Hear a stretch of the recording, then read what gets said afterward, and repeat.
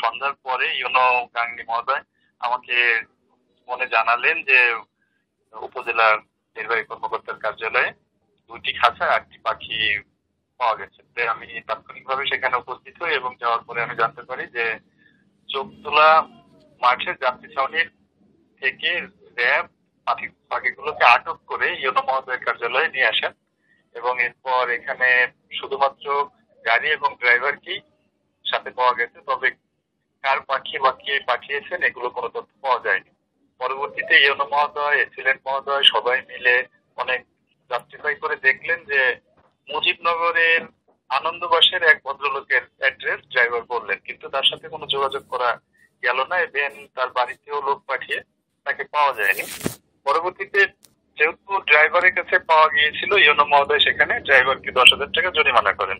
এরপর বাকিগুলোকে বন বিভাগের কাছে হস্তান্তর করেন। আমি ঊর্ধ্বতন কর্তৃপক্ষের সাথে যোগাযোগ রক্ষা করি এবং ঊর্ধ্বতন কর্তৃপক্ষ আমাকে নির্দেশ দিয়েছেন বঙ্গবন্ধু সাফারি পার্ক গাজীপুরে পাখিগুলো নিয়ে যেতে। পাখিগুলো সেখানে নিয়ে যাওয়া হচ্ছে।